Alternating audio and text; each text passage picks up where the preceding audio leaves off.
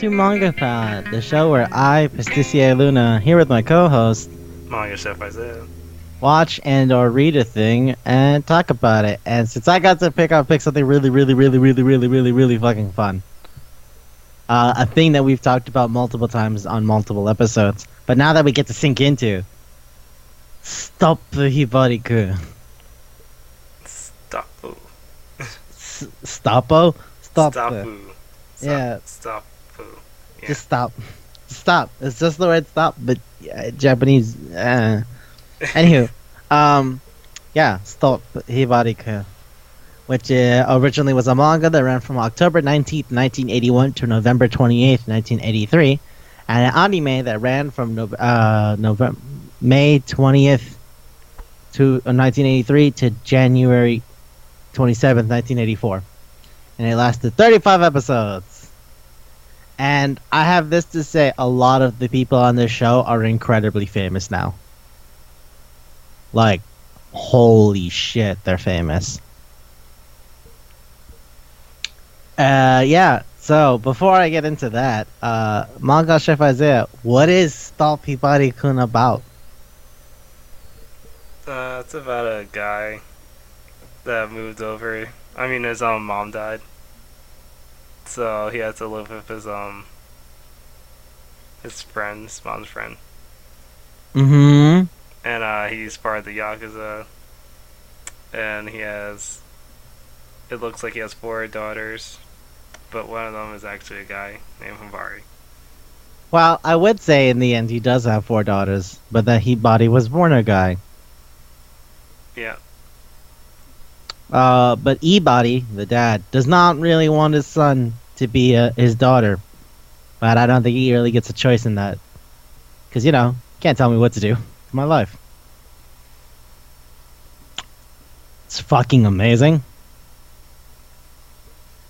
How much do you love this show? It is the funniest and most genius thing ever watched. It's the weirdest and coolest thing ever. Because the last 10 episodes go batshit insane. Mm-hmm. But, it's still so good. And actually, its title is a reference to another manga that was popular at the time that it was making fun of. Okay, so, alright. The manga was written by Hisashi Eguchi. Hisashi Eguchi used to write Suzume Pirates, and then he started working on Stop Hibari-kun, and he worked on Charamono. He's actually really famous because, amongst certain kinds of circles, because he's really good at drawing women. And he has a very strong attention to fashion, which if you watch the show and know a lot about the 80s, it's very clear. The man has an eye for clothing. Well, they did have a lot of nice outfits. He also drew a lot of ads in the 80s. Perfect Blue was actually based on a lot of his ad designs.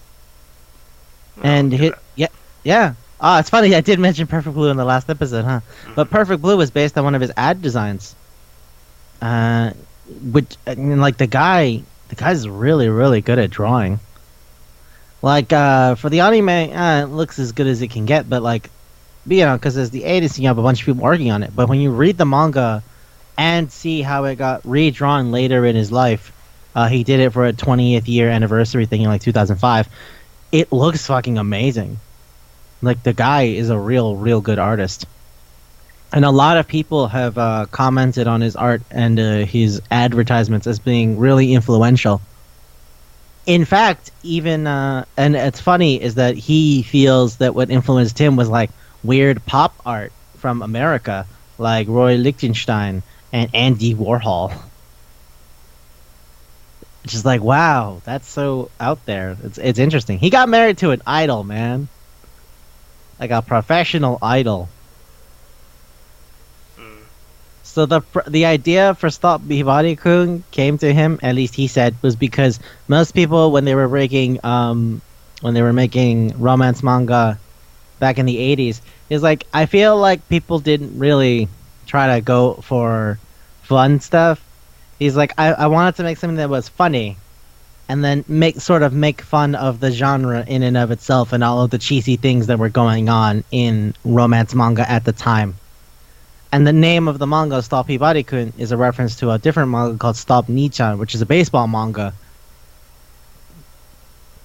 He said he wanted a character like Hibari to play the lead because the cuter he drew her, the better the jokes would work. That's exactly what he said.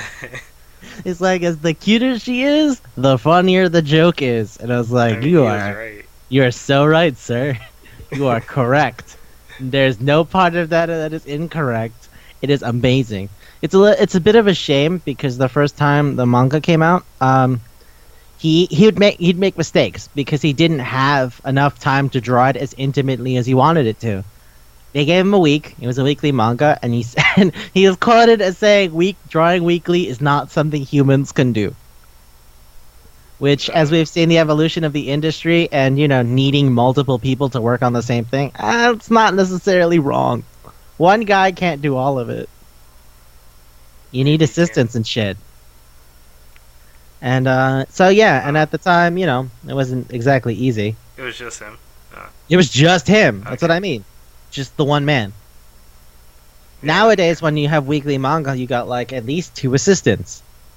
Mhm. As a matter of fact, Gekkan Shoujo Yeah, Nozaki you're Kun just exactly upset. shows you how effective and how necessary assistants are.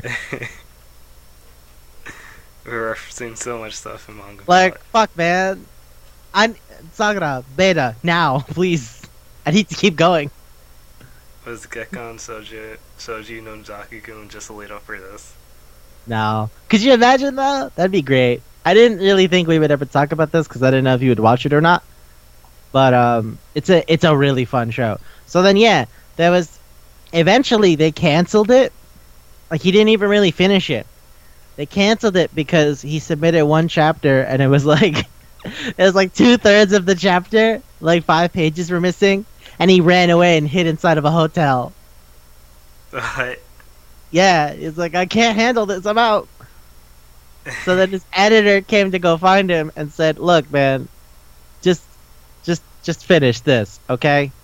And I'm like, And then he made the last 5 pages, and then they canceled the series. Which really sucks, because it's a really good manga. It's funny, and it's weird, but it works a lot. Like I said, it's one of the few times I can think of where they've made, like, a protagonist that isn't just some random generic girl, and it's fun. Hibari has a lot of weird things going for her. I think it And- ended on a good place. Yeah, as far as the show's concerned, yeah. But like he eventually put out a different version in 2009, which is called Stop Hibari-kun Complete Edition, where he fully added all the shit that he actually wanted to do and took the time to do it. They published it in 3 volumes in Shokugan from 2009 to 2010. And Shokugan also republished it in another 3 from May to July in 2012. And actually, around the time of finishing Complete, Eguchi said, I'd like to write a sequel to this that's maybe not exactly these people, but like that follows the same idea. And I was like, damn. Because like if you see his art now from Complete Edition compared to his art in the 80s, holy shit, he's gotten so much better. I'm gonna show you a picture right now because I can't stop myself from talking about this. It's so good. We didn't even get into the I haven't gotten anime into yet. what it is yet. I just want to like really talk about how good it is on the overall. This is just background shit, but like, dude, it's so important. Here, look at this pic from the complete edition, as opposed to what you've already seen. Jeez. Yeah, the cuter she is, the funnier it is. She looks older too. I mean, she looks actually 16, I guess. Yeah, it is good. He's good. Man's good. Man is amazing. Okay. The wrinkles on the jacket. Uh-huh. Look at all the detail that's in the clothing. It's really good. Anyway, yeah. So that's it for the background stuff. I just think it's interesting that like in the 80s a guy was like, you know, it'd be fun. What if I make the protagonist a trans girl so we can just fuck around and do stupid things? Lots of people have described it as a really interesting thing. Like there's a couple of professional critics like who have studied the history of this kind of stuff and have said it's a really outstanding for its juxtaposition between the fact that Hibari is the heir to the Yakuza, but also who she is as a person, and that its overall light and pop sensibilities really make for an interesting usage of jokes. Mind you, some of these jokes don't exactly carry over to the modern era, like all those dad having heart attack jokes, but every episode, you're right. At least every episode, there's at least one of oh no, oh god, White alligators. the white alligators, they're coming for me. But yeah, so all right, let's get into the show for what it is. Oh, I didn't even go through the really, really famous voice actors. You know, I'll do that later because there's a lot to say about that. Okay. But go ahead. What do you want to say about Stop Hibari-kun?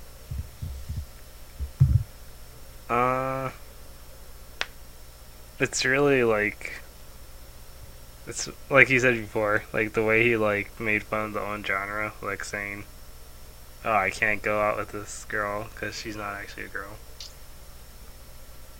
I think that's kind of smart and like really clever to push the like boundaries, like saying it like without saying anything. Mm-hmm. Because ultimately, Kousaku does always come back to Hibari. Mm-hmm. As much as he says, like, no, he has like wet dreams about her. You can't cover that up, dude. Yeah, it was like the first Jesus episode, Christ. first 2 episodes. I mean, he has dreams about her in multiple episodes. There's the one where he dreams that they're like Adam and Eve. Mm-hmm. And it's like, we're gonna start a new world where we'll get married and have children. And I was like, okay, alright, buddy. Okay.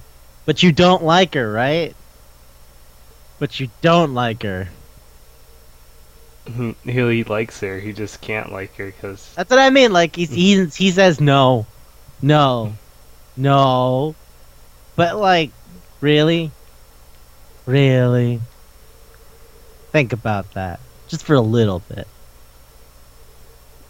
It's like, nah, I'll do girls. Mm-hmm. But it's like other random girls. Like anytime a girl is nice to him, he's like, alright, I'm in. Who was it? The main one, the girl with the bluish hair, that's Rie. Yeah. How do you like Rie? That was a fun love triangle. I'm not sure if I'm that into her though, because I like her. I like that she was able to go like, you know what? No, I want to be more than like anything else. So I'm not okay. So Rie likes Sheena, who's the asshole from the boxing club. She joins the boxing club just because she likes him. Kousaku likes her, but whatever. She finds out Sheena really has a crush on Hibari, so she bails. She doesn't want to be around him. But then she goes and becomes a pro wrestler. And she goes like, I just want to feel stronger. I feel like I'm so weak and I'm just kind of like being left behind by everything. I need something for me to make me feel better. And then she gets over him and goes, you know what? I don't give a shit about Sheena no more. And she joins the boxing club again. And I'm just real happy for that whole arc. Yeah, I like the way he gave her like a whole sub story. Yeah, that's what I mean. Like Rie as a person gets a whole arc. Her entire thing is not defined by Shina, and her entire thing is not defined by Kousaku either. And that's a thing I really like about this manga, because I feel like in a lot of romance manga, if they're not immediately involved in like the romantic setting, they don't matter much. You know, Mm. like you'll have background characters like friends who like won't immediately become important. They might be kind of thin, I guess, is what I'm saying. Now there's outliers to that, right? There's Jitsu Awatashiwa, where everyone gets a lot of strong character development as people, because they all have their own things going on. But in a lot of romance things, that's not actually true. Yeah? Yeah. You'll have friend characters that are just like there to go, hey man, what's going on? Or just like say what they're thinking about the girl. Yeah, they exactly. Yeah, exactly. It's like, man, you should tell that girl you like her. And like that's kind of all they're there for. But that's not what happens with, or like if a guy likes a girl but then he turns around on it, then like, you know, that's kind of it. It doesn't have to become a whole thing. But like Rie gets something on her own to be her own person that's completely independent of Shina and completely independent of Kosaku. And I like that. Like. And I she's feel- soft too, right? Yeah. Yeah. I feel like Tsubame didn't get shit though. Like as far as the Ozora family goes, cuz Tsugumi has the two guys that totally bail on her, and that's awful. Because they like Hibari. The one guy doesn't like Hibari. The one guy just takes his job instead of Tsukumi. Remember? He's the actor. Oh yeah. The actor just took the job. That's I what was it thinking was. of Suzume. Yeah. No. I'm talking about like the guys who like Tsugumi, the Yeah. eldest sister. The oldest one. Yeah. The one guy who just wanted to be an actor. One guy must be that. The other guy's just a huge coward. Yeah. Because, you know, Yakuza. Which is alright, fine, whatever. But, yeah, so it's like, Tsugumi has the two guys who totally ignore her, or who totally bail on her. And then Sabu has a crush on her. But Sabu's not saying anything. I was like, okay, cool, well that's something. Even though they had the same scenario like twice. Yeah, it literally happened twice. You know what I like, though? They acknowledge it. Like in the second one, they go, hey, make sure he's not like that other guy who ran away. And she's like, nah, he's different. And then he wasn't. Like at least they said, hey, remember that time a guy ran away on you? You know, maybe you shouldn't fall in love so easily. And she's like, I don't know, I just feel really strongly, and it's the first time I felt like this since the last... Like, they bring it up. Because a lot of things in, like, romance manga are like, this happens, this is self-contained. This happened the one time. Don't worry about it. Or in a comedy thing, like, when it resets to the status quo, you don't ever talk about it again. Yeah. You know? But, like, Yeah. Stop Hibari-kun has a continuity to it that I really like. Yeah. You can also tell they kind of saves money, Oh, on the show? Yeah. but Look, man, it was the 80s. it was really well like oh, I don't mind that. Like, you Yeah, know what I'm saying? Yeah. Like, I don't mind seeing them make the same thing twice. Even if the thing is kind of drawn out, it's okay. But yeah, so Tsugumi has that. Suzume, the youngest one, has the guy that she likes that likes Hibari. And also, yeah, that kid is funny. I love that kid. That kid's like, hey, where's Hibari on edge? Shut up. Just shut up right now. Just pay Okay. attention to me. Yeah, pay attention to me. She has the thing where she's the closest to the dad because she's the youngest, and she spent more time with her dad than her mom, who passed away. She has that thing where she's afraid of guys with flat faces, like the fucking Spartan guy. Like, you fish face, oh god. She has the kid gang. The kid gang Yeah. thing. Like, And they all like, abandoned her. yeah. Well, they're oh, about they- to. well, I mean, think about it. If like 20 kids are coming with bats to beat you up, are you sure you want to stick around? And They're the guy like that's 8. supposed to be her boyfriend was like, no, I'm out. Yeah, well, he was ready to bail. He was super ready to bail, and then the other tough kid shows up. He's like, "Oh, I'll join your side." And Suzumi's like, "Are you gonna run away too?" He's like, "No, no, no. I'm a man. Yeah, yeah, yeah." It's like, this kid's afraid he's gonna get shit rocked, which again is fair. I would say Tsubame is the only one who doesn't really get anything. She gets that the one bushy haired guy, but she The- doesn't like him at all. yeah, What's his name? you mean Kaji? Kaji. Yeah. Yeah, yeah, but I mean, she doesn't like him, so like, Although there's the one episode where she's like, I guess, but like, not really. I'm just saying, like, as far as narrative arcs for the characters go, Suzume gets the mom replacement and bonding with her dad. Sugumi has the two guys she's been in love with in a relationship with Sabu. And Hibari and Kousaku fucking take the leads. Even the dad goes from being a Yakuza to having the whole thing where he's having a debate about his placement in his group in relationship to the main family. And he goes over remembering how Kousaku's mom met the guy that she married and how he used to be in love with her. And he goes over like the time when he's remembering his wife who passed away. Like he has shit going on. Tsubame is the only one who doesn't. Like not as much as everyone else. No. Well, she I did think do the one favor for Hibari. Hibari. yeah. Which it's funny because I guess she really does love her sister because normally she's the most against Hibari dressing as a woman. Hmm. But she's I think they all at the end like were okay with it. I think there's a difference between accepting something and tolerating something. Because when you tolerate something, you're like, okay, whatever. Versus you're accepting something, you're like, yeah, that's you. You know? Yeah, I feel like they're all accepting it.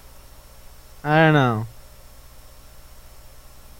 But yeah, no, and there's like a whole bunch of other people like Sheena, Seiji, Mitsuo. There's the girl Sayuri who fucking when Kosaku sort of bumps into her, and she immediately falls in love with him. And she's kind of scary. Oh yeah, because she has that She's- problem. She's just what she's like.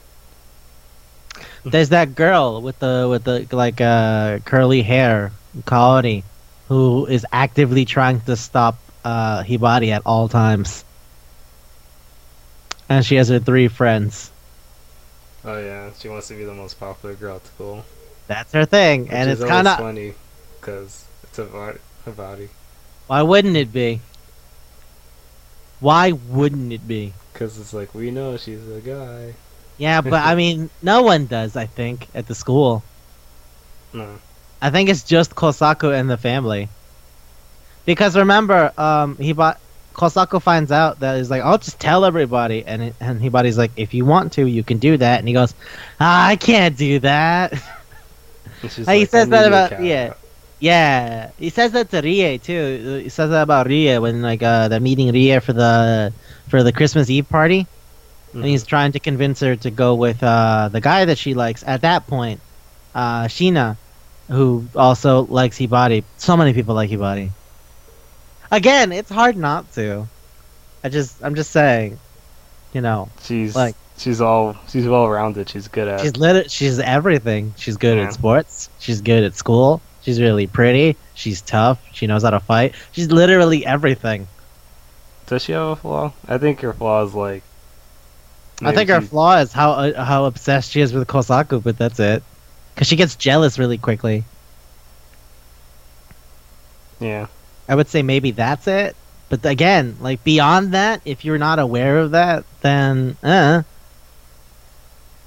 only way you would know that is if she likes you, and she doesn't like anybody but Kosaku.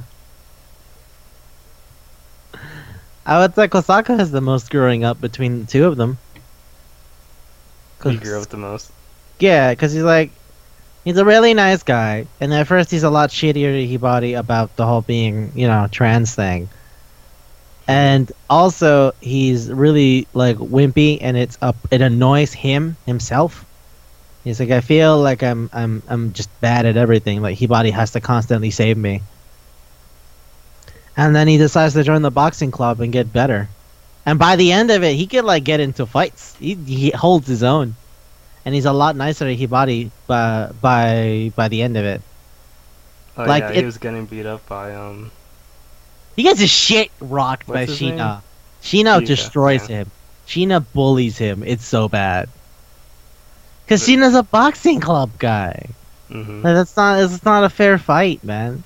You can't put up somebody who's really well trained against somebody who's not trained at all. It's not a fair fight. Right. Like I did my butt on for like a good amount of years in my youth, and I still practice it because I don't want him to get rusty at any point. If I have to fight somebody with no weapons and like they've never trained anything in their life, I will crush them, and that's not fair. You can't ask like a judoka to go up against the guy with the knife. The martial art is literally designed for flipping people who throw themselves forward and snapping their limbs, you know? Mm. So, of course Sheena beat the shit out of Kousaku. He's a boxer. That's partially why when Kousaku joins the boxing club and Sheena's there, I'm like, oh, is he just gonna get bullied? Is he not even gonna stay in the club? But he does. He stays all the way through. He goes on the jogs, he goes on the overnight trips, he does all the practice, and by the end of it, he's got himself together. He just needs the confidence from Hibari. Yeah. Which is, again, kind of shows how much he likes her. Remember they switched bodies? Oh, okay, yeah, alright. This is what I wanted to get to. For the first 20 some odd episodes, it's pretty normal. And then, like, in the last 10 or so, they go, fuck it, let's just go nuts. Let's go nuts. The switch bodies, aliens in the Heian period. Let's go to a remote island and have. Let's go to an island that's go actually a through our giant monkey's head. Right? Right? Oh man, let's let's have Hibari have psychic powers and fly. And it turns out those alligators are ghosts. They weren't imaginary. They were real ghosts. Ghosts. Ghosts that give you psychic powers. Oh my god, the white fuck. alligators. The white alligators, yeah. And then they couldn't. She was protected by something. A pink aura because she's the best. It's literally how they explain it. It's like Hibari's good at sports. Hibari's really smart. Hibari's tough. Hibari is everything. This aura represents that. She's the best. But when she eats, When she's scared shitless of pickled leeks, oh yeah, leaks. then oh no, the barrier's down. Look, she has vulnerability, and then the alligators get in. I was overthinking that episode. I was thinking like pickled leeks are supposed to represent like, how do I say it? Like a Venus. Oh wait, why? What Because made you think that? shapes, like, I mean, nah, the little bulbs. They look like garlic. but I was thinking that, and I was thinking like, oh, is this supposed to represent like, oh, maybe you shouldn't be scared of trans. Masculinity? Yeah. Yeah. That's a strong point. I see where you're coming from that. But let's not forget it's also that time that just a Native American guy showed up. And it was all the opposite. It was like when they're on the island. It was like the alternative family. Oh my fucking god, on the island when everybody's just there. Also, this is the second thing we've seen that made a joke about the adventure guy. The guy who would go out and fucking do TV shows. Oh yeah. Oh my god, what is his name again? Hiroshi something. Live research, hold on.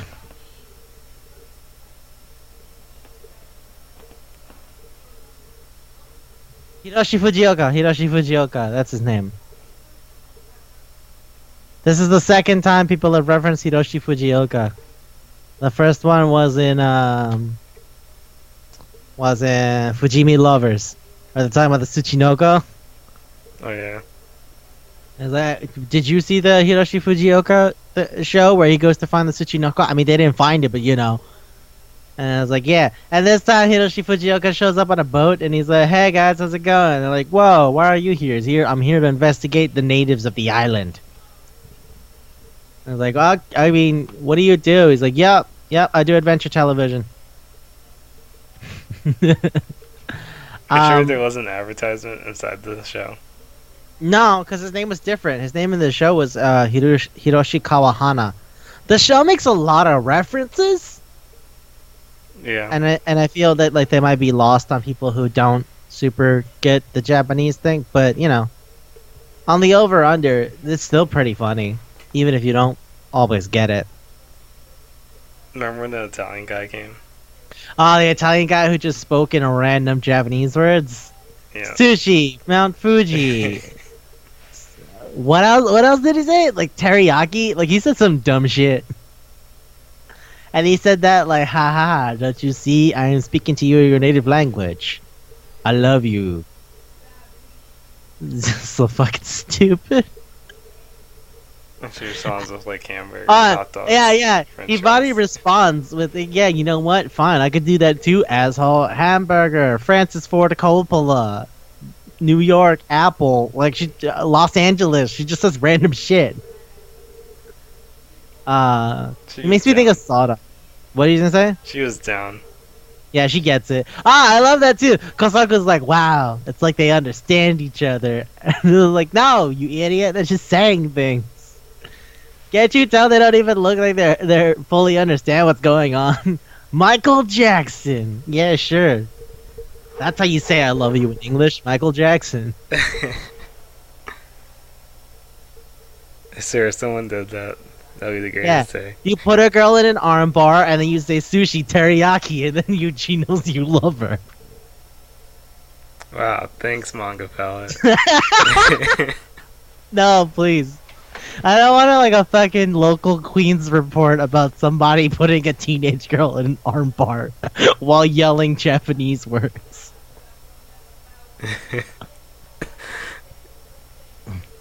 Which you know might happen. I mean, those girls stab someone to nearly to death over Slender Man. We could be telling jokes and people could take it seriously. Like I was joking about shooting people. Like I could swear to God somebody's listening now because I made that joke. Oh boy. Alright, we are not responsible For anything anyone does. Yeah, no, totally. Yeah. Disclaimer: these are all jokes. I think I've only said one thing on here seriously ever, and that thing we had to edit out. So, you know. That's it. Everything else is all jokes. Holy shit. By the way, that Italian guy, his name was Don Corleone. Like, that's literally the name of the guy from The Godfather. Yeah, I realized that. Yeah. And then his son's name is Michael. So it's Michael Corleone. It's Al Pacino from The Godfather. Also the Big Mom. Also, the comically large mother. Who says we're leaving now. I guess that was part of the show. That was a little out there. Again, it's a joke. It's like when the teacher shows up to their house, Iwasaki, and she's like, yeah, I've been waiting for this shit for forever. I love Yakuza. She's exactly like what's her face? Like Mizuno from Nyankoi, where she's just like, Yakuza is so great. I was like, what are you talking about, lady? Shut up. Stop. Stop right now. Don't even tell people we're Yakuza. Stop it. Stop it right now. And she has like the wakizashi and then the stupid yukata. And she's like, hello, Oyabun. And he's like, what the fuck are you calling me that for? Don't do that. I don't need people knowing I'm a goddamn criminal. What was I gonna say? Oh yeah, he tried to act like a Yakuza too. And I said, oh, you want me to go for it? I'll go for it. Or unless you mean the gym teacher. Yeah, the gym teacher. Okay, the gym teacher's like, yeah, the gym teacher at the end of it is like the most Yakuza movie guy it's ever been. And they all play along with it just so he can get the girl. Like, just go out with her, you gotta leave us the fuck alone, okay? And they're like, yeah, I was secretly a Yakuza member the whole time. Wait, but you're a teacher. You couldn't possibly have the time for that. No, I'm so in. And the crazy Kai's son, Yakun, was doing the attack to scare the shit out of them with the tank. He just had a tank. Like, he paid the JSDF to steal a tank. Why not? I guess they have that much money. But yeah, no, that's really funny. I like that the end of that was like, Yakun is like, hey, Hibari, I did it. You gonna kiss me now? I was like, what? No. And Hibari starts running away and goes, hey, Kousaku, come help me. He's like, what? No! Stop involving me in this shit! Just run in a circle.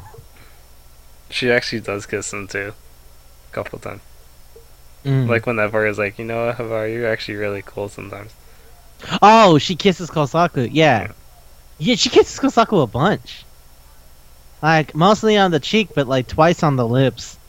And none of the times was he angry about it. He was always just weird about it. He wasn't like, get the fuck off me. He was like, maybe don't. Yeah, no, she's kissed Kousaku more than a few times. It's just always been like, he goes, I think there's only been one time where he's like, don't fucking do that. But like every time after that, he just goes, oh, jeez. Oh, maybe not.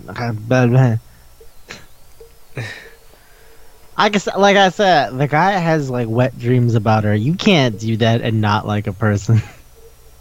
Oh yeah, she lives right next to him. They sleep right They're next to each other. right. Their rooms are separated by a door. Mm-hmm. When So you say sometimes sleep, she's just yeah. there. she just shows up. I can't remember what episode it is, but there's an episode where she just comes in lingerie. And he's like, and then the dad shows up and says, what the fuck is going on here? Stop that. You stop that right now. Oh no. Heart attack. What alligators? Because she's so pretty. Well, I mean, he's never be happy about that. No. Never, ever, ever, ever. He just says it's his daughter now. At the very end, he just kind of takes it for what it is and he goes like, yep, okay. But like for most of it, he'll always keep saying like, my son shouldn't be dressed like a girl. He had the first episode like trying to make his son a man. The second episode. The first episode is just, oh shit, what? And then the second episode is, alright, let's get the Spartan. Do it, fish face. And then fish face fails. And then his son shows up later. And his son also fails. You can't stop a girl from being the girl. You really can't stop her. She went the hardest.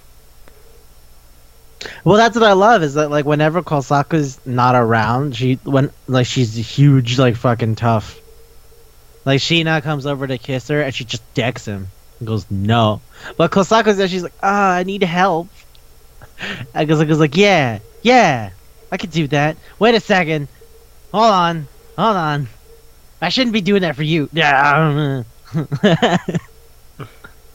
Because like Hibari understands that ultimately Kousaku wants to feel like a quote-unquote masculine. So she lets him do that. Mind you, whenever he gets too friendly with the girl, she does some shit to destroy it. Because she is incredibly jealous. I remember one of my favorite bits is when they're on the island, like before you mentioned with the native dudes. And then the not Hiroshi is on the island with them, and then they get chased off. But then they meet the native people, and there's a girl who looks exactly like Hibari. Yeah, as I was saying before. Yeah, but I think what's my favorite part about that is that their name is also almost exactly the same. It was like Avari. Ribahi. So it's Hibari, but like he and Ri are switched. Huh. So that's Ribahi. Because, Japanese is syllabic. So. But yeah, Ribahi. And fucking, and Kosaku's like, hey. I'm gonna stay here and get married to Ribahi. I think we're good.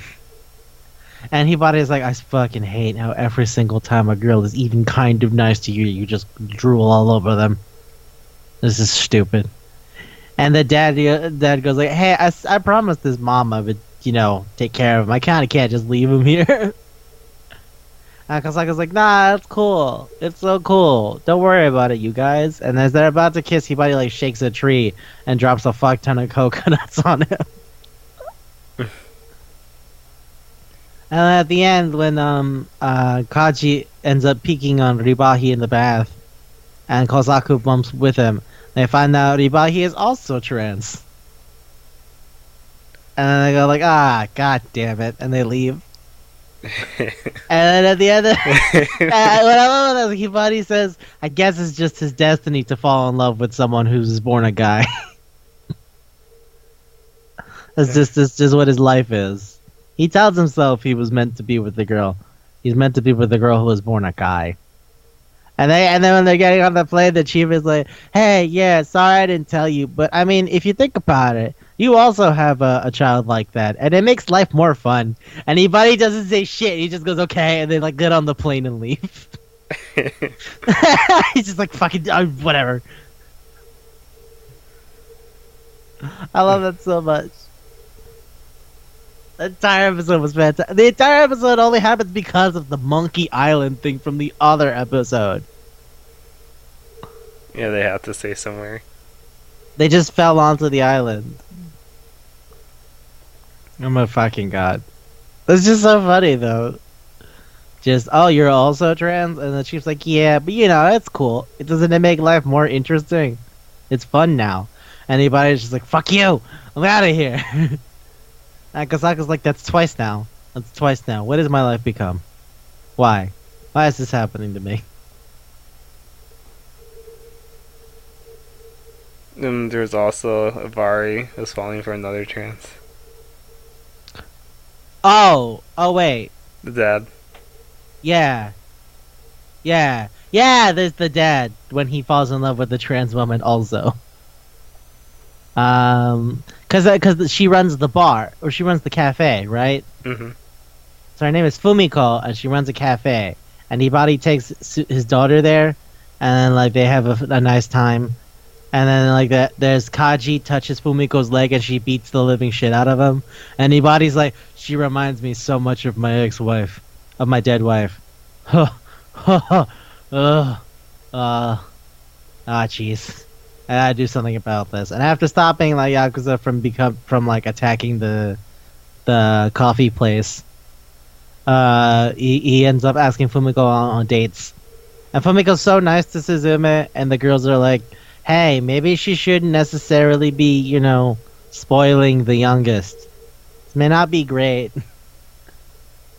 And then they just leave. Like, he takes the youngest daughter and just bails. I was like, fuck all y'all. So then, yeah, and then after getting into a fight with his own daughter, Fumiko takes Suzume, and Hibari comes with Kousaku, and they just like connect. And Fumiko's like, all right, I'm gonna go now. And Hibari's like, why are you leaving? I know you're not my mom, and you're never gonna be my mom, but my dad really likes you, and I feel that you're really good for Suzume because she's never really had mom. Mom passed away when she was really young. And Fumiko goes, that's because we're the same. And then he goes, what do you mean we're the same? And she says a word that is no longer super acceptable. New half. Which is to say, transgender.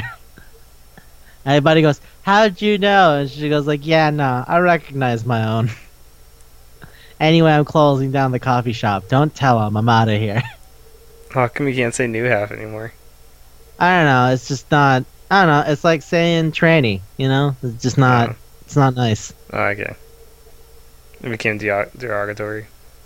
It's become derogatory over time. Because there's more polite ways to say it. But, yeah, there's something about that, though. I mean, it's relative to that time period. In the 80s, people said fag. Like it was just a normal thing to say. Mm-hmm. So what are you gonna do? But yeah, I just thought that was interesting. I was just like, oh, it's because we're the same. We're the same, you know.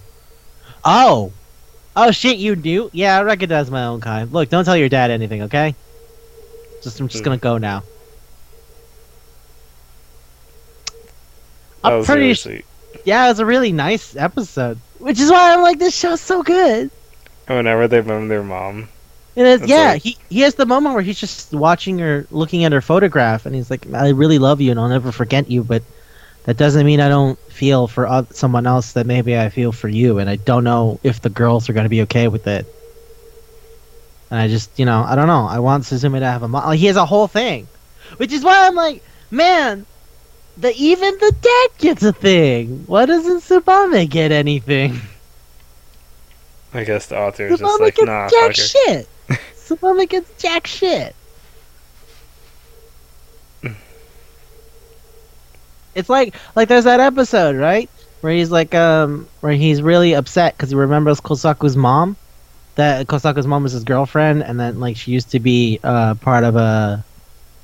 She used to be part of a. What was it? Like he met her, he fell in love with her, and then she left him to marry a fucking Matagi. I don't know if anyone know what Matagi are. Matagi is like way specific. I feel like Matagi's super Japanese. What is it? Um. Okay. This is kind of okay. They're like hunters, like hunter gatherer people, right? But they're like from the north part of the country. It's not to say that there aren't any Matagi. Actually, in Nagano, there is a not Matagi like village.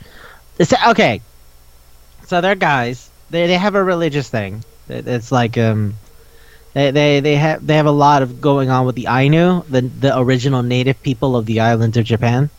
Mm-hmm. So they have a lot of religious connotation with like respecting nature, and they worship the bear and other animal deities like animism kind of shit. It's funny, they used to just be like bow guys, but since guns came up, they have guns, but they didn't change anything else. They wear like a fuck. Oh, what would I even call that? It's like a poncho, but it's not a poncho because it's made out of grass. Oh, I think I've seen that. It's Kind like a of poncho. like in Vietnam or something when they use like disguise. Yeah, except that's just how they wear it to keep themselves comfortable in the cold. I think I've definitely seen it before in like anime or something. Yeah, yeah. Well, because it's a super Japanese thing. But I mean, like, I don't know if people know what they are. Like, they're hunting people. They're like groups of hunters that they used to like do it for towns, but also for food, and it was like a religious thing. And they would also hunt deer. They used to hunt this thing. Oh my fucking god! What do you even call it? I don't know what it's called in English, but it's like this animal that's like a goat antelope thing. This is getting super specific. I'm gonna show you a picture of it. It's endangered. Like you're not allowed to hunt it anymore. But yeah. Hold on. Remember when they killed the whale? I said it was for science. No, well they're whalers, but they had a boat that said science. That's different. That's that they like the Japanese like whaling is a big thing because of the oil and the fat and the meat and stuff. And like people use the things for everything, but like whales aren't as present in Japanese waters. I guess because they figured out, hey, maybe let's get the fuck out of here. But and there's protection systems for the whales. So they're like, hey, you know where there's more whales? Australia. Yeah, let's do that. And then they're like, what the fuck? It's okay. This boat is for science.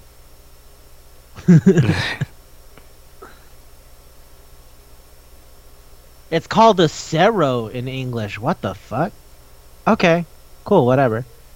Do do do do. Looking up a picture. All right.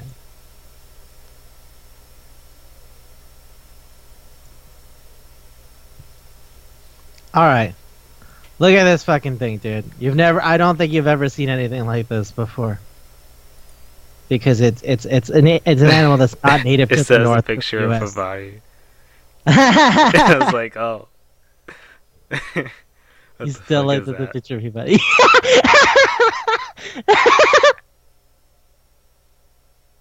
The Um, fuck is that? I feel It's confused. in English it's called the Sero, apparently. So they're like goat antelopes, sort of. It seems like something was not supposed to be born. Fuck you. There's like multiple species of it. That's just the Japanese one. It looks like it has dog fur, Well, but I like mean, it has goat fur. goat fur. Yeah, it's like hair, you know. But the legs look like a cat. Well, they're more like an antelope because but they don't have hooves. They have like regular feet. Feet. Hmm. Yeah. So I don't know. I don't know. It's not a thing I've ever thought about explaining. In Japanese, it's called the kamoshika, but like I didn't know what the fuck to call it in English, so I just had to Google kamoshika and hope it would tell me. Apparently, it's called the sero. Yeah, called the sero. Serow. But yeah, so like nowadays they're like conserved. Like you're not allowed to just hunt them anymore. Because they're like very rare animals that don't exist outside of Japan. And so yeah, the Matagi used to hunt sero and bears and deer too. And they would just like go around and then like hunt for times in the forest and then eat and then sometimes get mob up to like clear out areas for people who needed animals gotten rid of. Because bear's a bear, man. Like fuck that. So they're kind Bear of will like fuck you up. protectors. Or like They're villages. like weird mercenary hunters. But like they have a religion behind what they do. Okay, so they're like mercenaries. Okay, I get it. Well, mercenary hunters. Because they hunt is what Yeah. they do. Yeah. So like mercenary hunters. And yeah, so they're mostly up in the north by like Tohoku, like Aomori and Akita and fucking Iwate and like really really up north. There's some in Nagano. Nagano's really not that far up north. Nagano's more in the middle. It's like it's in Chubu. Same thing with Niigata, but Niigata's starting to head up north. And is this too Japanese? Is this starting to get too Japanese? I think it's the most Japanese you could get. Jeez, I didn't want that to happen. Honestly, I didn't want it to get too Japanese. But it's because like what the fuck? Your dad was a Matagi? Who? When? That's been people don't do that. I mean, yeah, they still exist, but it's like so rare. It's like meeting like traditional Native American tribes, It's like, whoa, really? Still? Not to say that Native Americans are gone, but they're still around. But most of them have just become acclimated to modern society. So to see anyone who still keeps with older traditions is like, oh, that's pretty crazy. So yeah, his dad was a fucking Matagi, and I'm like, what? And they show the picture of like the mom walking away with the Matagi, and anybody's like, damn it. And I'm like, holy shit, like, his dad was a what? Are you serious? He's like, yeah, his dad was a Matagi. So yeah, alright, sorry for that diversion, but I guess I needed to explain that. Anyway, so Ibari has a park that's gonna get destroyed, and he's like, I don't want it to be destroyed because I named my kids after birds I saw at that park. Which makes sense. Because the names are like Sparrow and Swallow and shit like that, so... So then, yeah. It's pretty crazy. Especially because, like, Hibari ends up having a fight with her dad because it's like, Hibari is having the moment where he's remembering Kousaku's mom, Harue, not remembering their mother.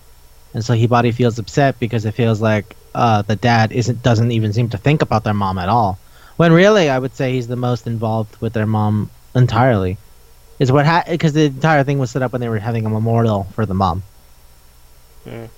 And I just think that was a really interesting episode. And I'm like, this is so good.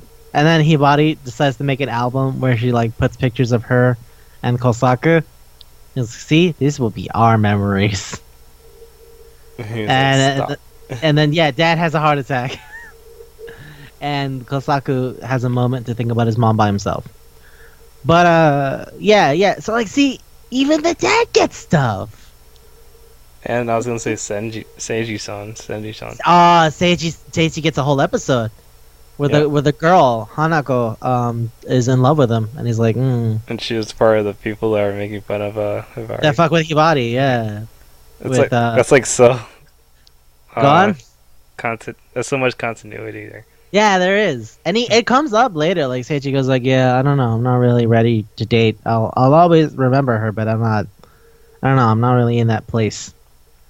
Oh my god, it's so good. It's such a good fucking show.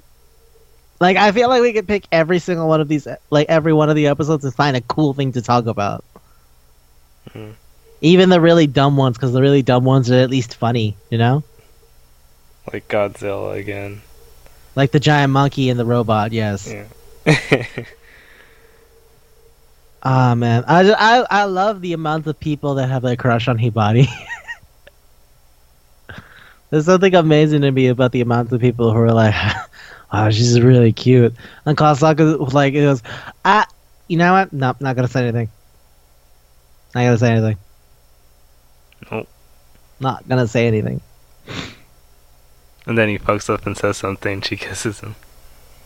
Well, no, he doesn't fuck up and say anything. He just goes like, I'm glad that's over. And then Hibari's like, oh, you were jealous. And he's like, no, maybe, shut up. That's what I like. Remember that one where like the Playboy guy is like, yeah, I'm gonna fucking go out with her. And I was and then like, he beats what? him up. Yeah, well, yeah, but like the entire time Kosaku's so fucking pissed. Kosaku's just so angry. Mm-hmm. And like fucking Hibari just keeps going, fine, if you don't like me, then you have to understand that I'm gonna find somebody else. And Kosaku's just like, I swear to God, I'm gonna fucking kick that guy's ass. And it's like, dude, if you don't like her, why are you being so hard about this? Why does this need to be a whole show? Because that is the show. No, you know what I mean. But yeah, why does that have to be like a whole... Yeah, can't you like, just say... I don't like her. I think this is a thing we say a lot in our episodes, actually. No, I get the other times, but like that's made it more obvious than any other time. Because at least with the other ones, you could say, oh, maybe he's really just like not sure about himself. Like he could be at a place where he's like, I kind of like her, but I'm not sure, because you know she's still born a dude. But at that point, like, no, I don't think you can lie to yourself anything more than that. If you're about to fuck up a guy just because he's talking to a girl, like, I think you've hit a certain point in your life. Well, he did, like, harass her, too. Yeah, he's kind of a dick, but that's why Hibari's, like, totally ready to fuck him up. But it's just like, Kosaka's like, fine. Like, okay. So, Kosaka has dirty dreams about Hibari. He realizes this. It makes him wake up and he goes, I don't want to be like that. I don't know where I'm at. Jesus fuck. And then the dad goes like, hey, Hibari, maybe you should just stop leaving him alone. Maybe you should just stop bothering him, because it seems like you and him are getting really close. And then Hibari's like, what, are you jealous? And he's like, that's fucking messed up on so many levels, heart attack. So, fucking Honda is like a guy who's like slept with, what is it, 999 girls? Is that what it is? Sure. Because he says, Hibari, I want you to be the 1,000th. So that implies he slept with like 999 girls. I'm just like, okay, fine. He doesn't even... Whatever. I don't give a shit. I don't care. I think he learned from manga or something, too. Oh, you think he also learned from... I think he learned from the pickup artist. Or that. He's Yeah, like, it seemed like all his friends are those. Yeah, exactly. So he goes like, yeah, Hibari's gonna be the 1,000th, and he goes, hey, Kosaku, question. He goes, what? Are you going out with her? Like, what? No. Cool. I'm gonna go do something. And he's like, are you serious? He goes, yep. And Hibari goes like, hey, he goes up to Hibari. He's like, hey, how's it going? She's like, whatever. Hey. And she goes, "Oh, Kousaku," and then Honda's like, fucking, are you kidding me? No, no, I refuse that. I refuse this. I will make her love me. I will have sex with her. This is bullshit. This is bullshit. And he just keeps trying. And Kousaku has a thought where like Hibari falls in love with Honda and leaves, and he's really pissed about it. And he keeps seeing Honda like go over and like, "Hey, how's it going?" He, like puts his arm around her, and she's like, "Don't touch me." He's like, "Oh, come on, relax." And like Kosaku's like just like, "Fuck it, don't touch her." And I'm like, dude, seriously, dude. You spend like 12 minutes telling this girl you don't like her. You spent months telling this girl you don't like her. And all of a sudden, like, don't fucking touch her. And now, look, someone else is interested in her that seems like they might have a chance for once. I will kill him. Cause like Sheena likes Hibari, but he doesn't even think about it. He doesn't even worry about it. Cause like ultimately he tells himself, I guess, Hibari isn't even mildly interested in Sheena. Cause he's a dick, you know. Mm-hmm. Versus Hibari kind of plays along with Honda just to sort of make Kousaku uncomfortable. Because she goes, if you don't like me, then, you know, whatever, fuck it, I could meet somebody else. Like, yeah, you know what, I will hang out with Honda. And like that, and that's what makes him mad. At least it seems like that. So it's like, dude, you can't spend all of your time telling this girl I don't like you, and then the second she meets somebody, you go, I'll fucking kill him. I'll kill him. Like, it's just, you like her. That's it. That's what that means. You like her. Stop it. Stop doing this. Stop it. But she's Stop. the guy, so he can't. Yeah. I guess that's it, isn't it? It's really the whole The thing. time period is like, no. It's 83. But All right. Hibari's like in 2020. Yeah, Hibari's a modern woman, and he's not, and he's an 80s guy. That's I guess that's what it is. Because Hibari like will be willing to let him do what he wants and like help him. Like if he wants to feel like a man, then fine, she'll play that angle, even if she doesn't really need it. There's times that she needs to be tough, and she goes out and she fucks a dude up. Because you know what? I don't need you doing shit like that. Is she just strong?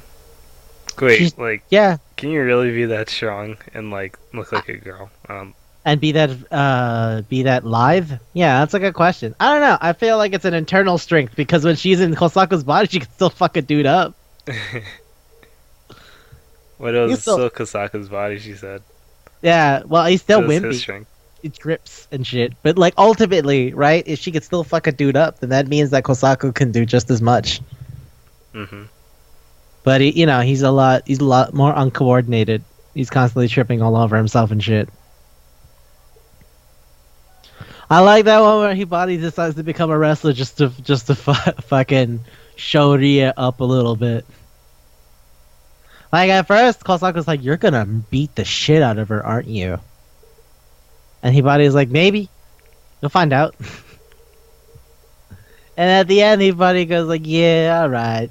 I'll admit, I gave her a little bit, but not too much." And I'm like, "Wow, that's really nice of you. You're a really cool girl." And she's like, "Yeah, that's what I thought." She was like, yeah, exactly. That's like every single time he goes, "You know what? You're really cool." She goes, "Yeah, got him." And she kisses him. Well, in that case, Sheena shows up and Sheena's like, "Hey, Hibari, that was really cool. Want to go on a date?" She just throws him through the window. I was like, "Fuck off! I'm literally in the middle of something." And that's what I mean by like, yeah, she's a modern woman. Like, fuck off, dude. I'm doing things. My life is moving on. Why won't this work? I will kill you. Get out of my face! I got shit going on. And Kosaku's like, how do you feel about the volleyball girl? Oh, the one that's like a guy. Yeah, the boyish volleyball girl. I like her. Yeah, I like her. I like her a lot. I like that her family is also kind of funny. Mm-hmm. Like her brothers are like caricatures of gay guys, but her mom / dad is a hardest actor I've ever seen in my life. That's amazing. It reminds me of the guy from It reminds me of Hori. Oh, wait. Oh, Nagi. Yeah. Nagi's not a guy. Do I you mean the mean girl. Yeah. oh, you mean Otori reminds you of Nagi? Yeah. I don't know. I like Nagi more. But What yeah. are you gonna say? I was gonna say Otori is like really. Otori's thing is that she's kind of embarrassed about how her family is, but it's not to say that she doesn't love them in their own way. So when Hibari gives her the shit about like quit being a coward, be an adult, and just fucking enjoy your moment. Your family will always love you, and you can't like overthink shit like that. Sure, that might be embarrassing, but who cares? They love you. And then Otori's like, "Wow, Hibari is really cool." I should be like her. It's very clearly a crush. Oh yeah, in that episode, a girl gets decked in the face, Yeah. like really bad. Sometimes you gotta fuck somebody up. That volleyball destroyed that girl's face. Yeah, they don't. She even... might. She probably has a broken nose. Yeah. But I was gonna say, Otori's mom reminds me of Hori, somebody who, when they start acting, never stops. Because Otori's mom is dressed like Rhett Butler, which is that's a period reference. I wouldn't even say that that's like a Japanese thing. I think that's just the '80s because Rhett Butler was an actor from like the '60s who was still really, really famous at that time. He's the guy from Gone with the Wind. That's why she calls Otori Scarlet at one point. That's no referencing. Yeah, I mean, there's a lot of them in there. But I don't know if maybe it's because it's old that maybe not all of them click. But yeah, no, it's pretty cool. I like that episode, and I like Otori. I think Otori could be a fun character who could probably have more going on if they went further in. I kind of want to see if I can find the complete version of the manga with the nicer art, and see if anything was changed. I'd be really excited to see if Otori came back, or if Hibari went even harder than before. Because remember, that was rewritten in 2010. Like, what if they just flat out make out at one point? Who knows? This was limited. This was limited because it was the 80s. Yeah. This was limited because it was the 80s. They're like, well, you can't have like, too who much. fucking cares now? Now I would say that there's literally those meme pictures that are like, Lolly, she has a dick. Like, that's like fine. You could push it. We could see where this goes. I would love to see where. I want it to come back, or at least draw a new thing, dude. Like, that'd be amazing. Make it a monthly. I don't care. Or yearly. Or yeah, be the guy from Berserk. Just appear for 8 months at a time. By the way, Berserk is back. That's gonna be my news thing, and I'm gonna talk about it. But still, like fucking 8 months again. Every time, every other time I start reading Berserk, it goes, "Hey, I'm gonna take a break now. I'm sick or whatever." I'm gonna die before Berserk ends, and that man is older than me. I'm gonna die before Berserk ends. Like some sort of horrible accident will kill me, and then like you'll have to put out Manga Palate. It's like, hey, sorry, the person's dead, and then also Berserk is back. You could use my nephew. My nephew's basically me, so. Or replacement. Yeah. If I die, it's him. His last name is Haramio, so it'll be Pastissier Haramio, and that'll be that. Nothing else will probably have to change. Meanwhile, Berserk is back. Fucking Berserk. That's its own episode. I'm gonna lose my. Or 2 God. or 3. That'd be like 2 or 3, because I want to spend at least 20 minutes talking about Rape Horse and why Rape Horse even exists. But yeah, so Sami Hibari-kun, great show. That was the worst segue. You know what? No, let's go. I got a segue. Follow me on this. On the topic of rape, huh? This seems fishy, but trust me, this seems fishy. But work with me on this. There's a joke in one of the episodes that made me go like, "Whoa, what?" Where a girl's walking around late at night, and she's like, "I'm the prettiest girl in the world. I'm cuter than anybody else. I'm the best." And then this guy comes out with like a mask, and he goes, "Hey," and she goes, "Oh my god, oh, I bet he's gonna rape me." And then she goes like, "Oh," he goes, He puts out his hand. And she's like, maybe he's not. No, he's going to. I mean, I'm really pretty, so that makes sense. And he goes, rock, paper, scissors. And she goes, what? It's rock, paper, scissors. And they play rock, paper, scissors, and she wins. And he takes out a little plastic mallet and just starts hitting her. Goes, hey, that's not cool. Hey, rematch. 3 out of 5. 3 out of 5. 3 out of 5, run back. And she goes, okay. Rock, paper, scissors, and she loses. And he goes, all right, give me your wallet. And he takes $1 out of her wallet and leaves. It's fucking stupid.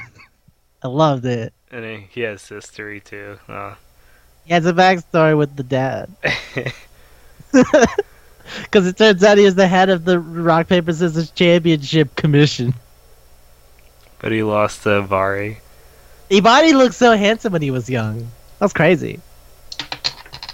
They drew him to like a really handsome guy, and the girls look. I imagine the girls are like imagining it when he's explaining the story, because he kept it really vague. He was like, there was a guy, and he was like, blah blah blah blah blah blah. And the last thing he goes, and then that guy was me, and then the girls are like, that was a waste.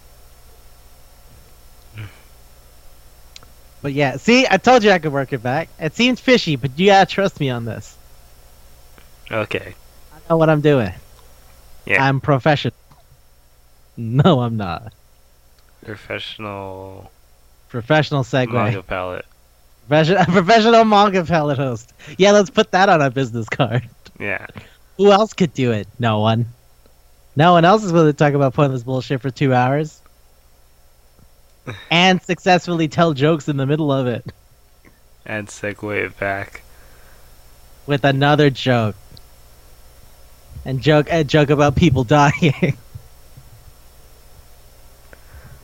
Oh boy. Alright. What was I gonna say? Oh yeah, he also got arrested. Because it was super suspicious. I mean, yeah. I mean, he looks like a Yakuza. So, what are you gonna do? Assume he's not? He probably is. And he is! But then later he's a detective. Just like the mystery team. No, nothing like the mystery team, because he doesn't even get jobs. He doesn't even get a job most of the time. At least the mystery team got jobs, even if they were stupid bullshit jobs, like who put their finger in my pie? Like the fucking the Ozora organization really falls on its face for the first year. Yeah. They're like, find out if my husband's cheating on me. They just like stand right next to him the whole time. Right behind him. So fucking stupid. So fucking stupid. Like, where'd he go? Oh shit. We better beat him up to make sure he tells us. Let's fuck him up. No, guys, that's battery. I actually don't know how to get information from a person if I'm not beating them up. And Sabu has like a knife, and he's like, Sabu, no! I'm ready. I'm fucking bad at this job. I love that, like, the first thing is like, hey, he wants to get like a real job, and then, like, Ibari Ozora, the dad, literally goes, he's a Yakuza because he can't get a real job. None of us can get real jobs. Why else are we Yakuza? And I was like, oh, that's real. Ooh, that's real. When you're poor and you got nothing else, you're like, I guess I'll be a criminal. That's real. That's a little too real. They can't get a regular job. Why else is he a Yakuza?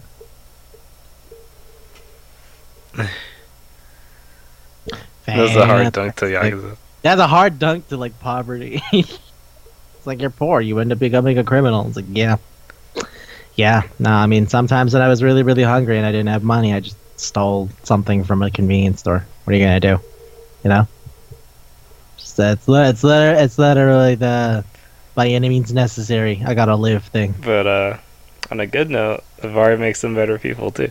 So... Well, yeah, because the guy, Computer Itosai, who I think is a reference to that mystery swordsman used to walk around, Itosai. But yeah, the Ibari's friend, an old man with a computer on his back. Mm-hmm.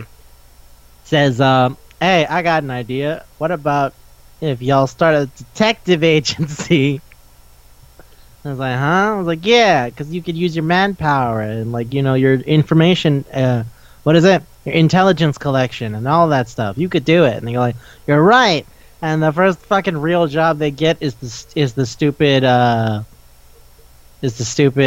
after fucking up the oh boy, you'll find out if my husband's cheating on me. I mean, trying to get the stupid the fuck. Was it the island or was it the thief? Wait, say it again. Which one was the fucking first stupid detective thing? Was it the island or was it the thief?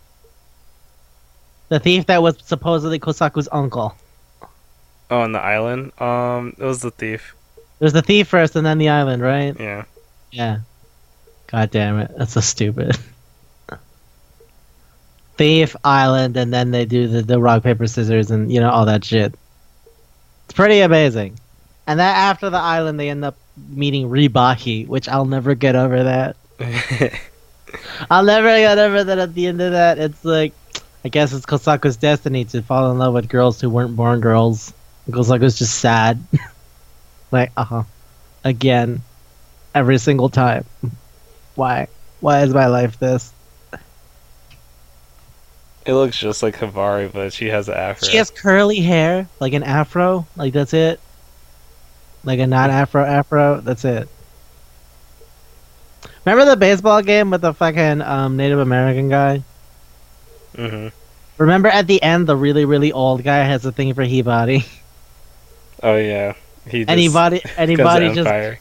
Yeah, anybody goes, I feel that if he finds out Hibari has a dick, he's going to have me killed. My life is over.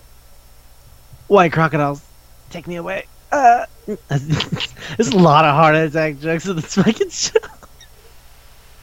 So many of Hibari almost dying of a heart attack.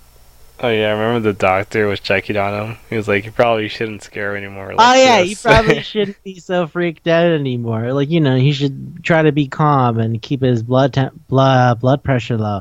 Anybody comes out in like some sort of weird half-dressed costume and goes like, "Hey, how do I look?" And he fucking has the heart attack again. I remember the doctor doing it, but no. I remember the doctor was like scaring him too. Oh, you mean when he like fucking puts on the stupid mask thing? Goes Yeah. Yeah. There's a bizarre amount of times the man has a heart attack. You would think, like, hey, maybe don't give dad a heart attack. Is the thing they think about. But I guess not. Like, there's the one where, what was it? Suzume is gonna go out with a guy, and then, the dad's like, fuck that. And then Suzume goes, no, and then dad has a heart attack. I'm surprised he's not dead yet. Yeah, you would think it after enough times, his heart can't take it no more. But, whatever. It's a running gag. It's one of the worst running gags I've seen. It's a joke that isn't funny in retrospect. Like, in the moment, it's like, oh, wow, that's crazy. But the more you think about it, the more it's like, I don't know if we should be laughing at a man nearly dying every day. That sees white alligators. That he sees hallucinations as he's dying. But, I mean, I guess that's the difference in the times, huh? Yeah, they were like, yeah, let's go really out there. Now it's all This'll be funny. Look at him, he's almost having a heart attack. And then, like, after time passes, it's like, I don't know if that's that funny. I still remember watching Naked Gun, and, like, at the end, what the fuck is her name? Oh my god, she had a TV show. She was married to Jim Carrey. Oh my god, what the fuck is her name? I feel like it's Nicole something. Live research. Live research.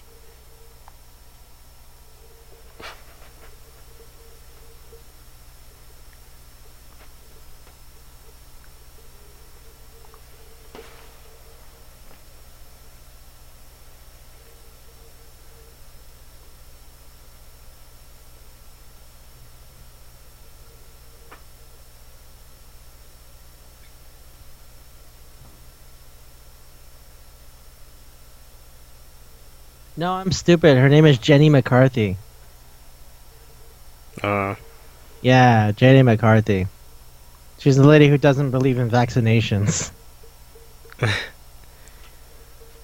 Well, she had a comedy show, and she's like really funny, and all types of shit. And she was going out with she was married to Jim Carrey for a while, and they're like, I don't know. She also used to be in Playboy. Once I see her face and the name, I remember everything. But like in my head, I kind of pictured it.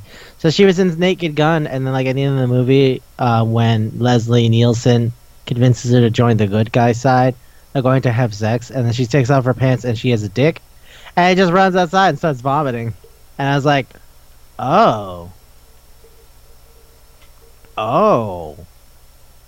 that's not Okay. funny. And then he tells everybody, and everybody else starts vomiting, and I'm like, that's not funny. What year did this movie come out? 1993. Yeah, that makes sense. It's like almost 20 years ago now. Yeah. That's weird. This is weird to me. So like, yeah, that's probably the same thing as Dad with a heart attack. He's like, ha ha ha. Man dying of heart attack. I was like, I don't know if that's funny. But, cool. It's not to say she's not hot. It's just like, and also she's trans. Oh, disgusting! And I was like, oh, okay. Jeez. And it's funny because Kousaku isn't like, Hibari gross. It's, Hibari dick. It's his concern. It's like, is this gay? Is essentially his whole thing. Just go for it, man. Overthinking it is my response to that. You don't Who even have cares? to. Who cares? Who cares? No one says you have to do anything either. Yeah. Who cares? Stop overthinking things. Just go. Just go, just go, just go, just go, just go. For fuck's sake. Stop overthinking things. And like he gets jealous over her. So clearly he does like her. There's no way for you to be like that kind of PC and jealous and not like her. It's like he doesn't get jealous over Sheena, and it's because she clearly doesn't like Sheena. But because she's willing to go with Honda, he's like, I'm gonna murder that man. I'm gonna murder him. I'm gonna kick his ass. Oh my god. Did they give like a really good line when it was like how like Ray likes Sheena, but Kousaku like Yeah. So Ray. Kousaku likes Rie, Rie likes Sheena, Sheena likes Hibari, Hibari likes Kousaku. So that's the whole little jumble thing that's going on. Yeah, I felt like there was some line like maybe Sheena you shouldn't like dislike her or something. Well, what Kousaku says to Sheena about Rie is you should take care of her feelings because she likes you. And Sheena goes like, I don't know a fuck about her. And he goes like, I don't want you to step on her feelings. And he goes, wow, you really like Rie? And he's like, yes, I do. And that upsets Hibari because Hibari's like, I'm amazed that you like her so much but refuse to acknowledge, you talk all that good shit about acknowledging people's feelings but you'll ignore mine. Is essentially the conversation they have. I feel like something else, but maybe I'll go back to it. There might be a specific line you're thinking of that I can't remember. But, yeah, no, that's more or less the overall conversation. And like I said, it's a really, really good movie. It's a really, really good show. I was going to say movie because I was still thinking about Naked Gun. You know, O.J. Simpson was a Naked Gun before he, went to jail for the murder. I wonder. Well, he didn't go to jail for the murder. He got acquitted. He went to jail later, but, still. The fact that it was right before the murder thing is like, oh, I forgot that Juice was in here. Juice is loose. Okay, so now I'm going to talk about the voice actors because I can only hold back for so long. Ahem. Kousaku is voiced by Toru Furuya. Toru Furuya is Amuro the main protagonist of the early Mobile Suit Gundam, like Gundam 1. In a recurring character in Mobile Suit Gundam 2. So He's also he made Bing. oh fuck yeah. Okay. Also, he was Pegasus Seiya, the leader of Saint Seiya, another really, really big thing. And the thing I think will be the most fun is that he was also Mamoru, as in Tuxedo Kamen, the romantic lead from Bishoujo Senshi Sailor Moon. Oh my god. Yeah. Yeah, Kousaku was all of those guys. So he's set. He's big. He's there forever. Hibari was voiced by Satomi Majima, and she was in Tiger Mask and Game Center Arashi, both things that became massive outside of the country. Tiger Mask is so big that Tiger Mask came back as Tiger Mask W recently. So yeah. Tsugumi Ozora was voiced by Fumi Hirano. Fumi Hirano is best known for Lum, the female protagonist from Urusei Yatsura, which was gigantic because it's a Rumiko Takahashi thing, and that woman makes nothing but money. She's also Eddie's grandma in Love Live. Yeah. It all goes back. Always comes back to Love Live. Sabu is Norio Wakamoto, but a really young Norio Wakamoto. Before he goes right. Norio Wakamoto is Cell from Dragon Ball Z. He's Vicious from Cowboy Bebop, and he's Whole Horse from the 2001 OVA version of JoJo's Bizarre Adventure. It's a real person. Oh yeah, yeah, he is. Okay, Sheena is voiced by Katsuji Mori. Katsuji Mori is the leader of the Gatchaman Force, Ken the Eagle. He's Joe from Cyborg 009 in the 1960s version. He's also Go Mifune, the lead character of Mach Go Go Go, which in America I think is known as Speed Racer. Mm-hmm. Also, he was the first Tekka Man. All of those things are really big.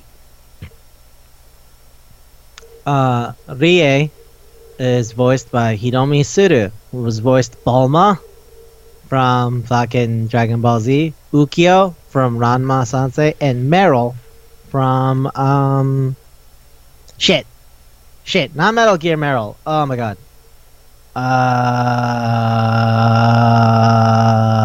Damn it. I remember.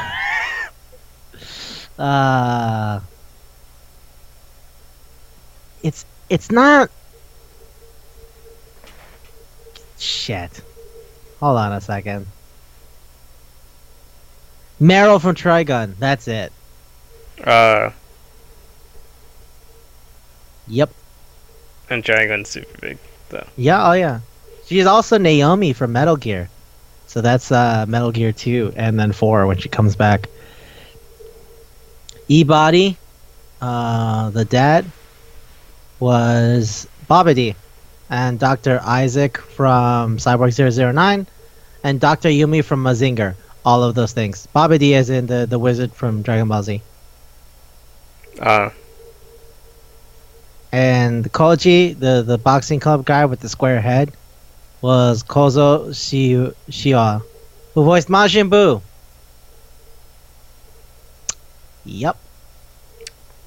And Hasegawa from Slam Dunk. I really love Slam Dunk, and Slam Dunk is big, so yeah, real people. Real ass professionals. They all made money from this. They all made a good amount of money from this. So I guess the show is super popular. The lady who played Suzume, right, the little sister, Tomiko Suzuki. She did Captain Tsubasa, and she did Hokuto no Ken. She was Lin, the little girl. And she was also Dende and Maron and Bee in Dragon Ball Z. The last thing she worked on was a Pokemon thing. She was Jirachi, the little monster thing. She passed away. She had a heart attack. See, it's not funny anymore, show. What? It's not funny anymore, show. Oh yeah, yeah. No, heart attacks aren't funny. Heart attacks themselves aren't funny, which is why like I find the fact that they go ha ha ha heart attack is like so weird. Mm. Like people die. But all right, cool, whatever. Whatever, show. You think it's funny? You think it's funny?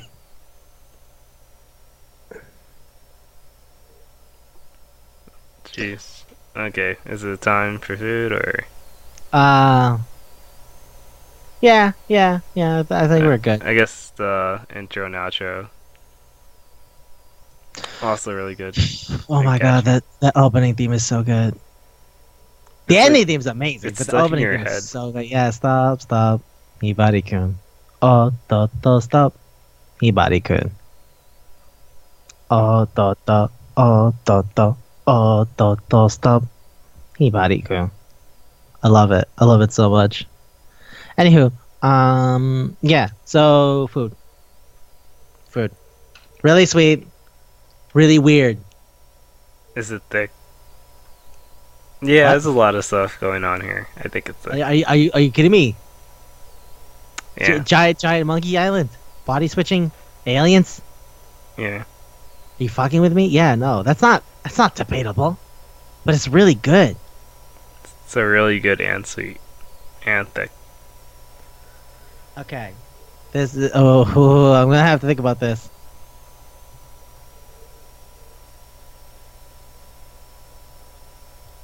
'Cause part of me wants to say like a hefty rum cake. I think we're going to cake. Are we gonna go with a rum cake? I like crumb cake. I love rum cake. It can be pretty dense. It's kind of vaguely alcoholic.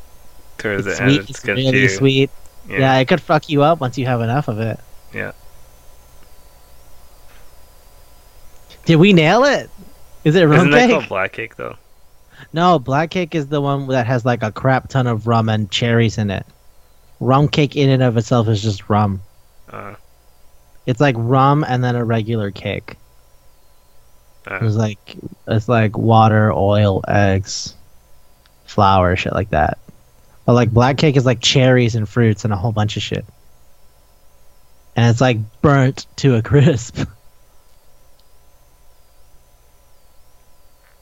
okay, so rum cake. But that's, I mean, did we nail it already?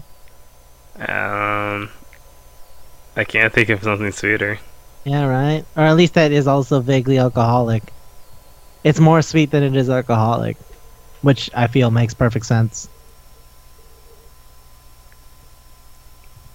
Yeah, I can't think of anything. Yeah, I guess it's rum cake then. Damn, that was fast.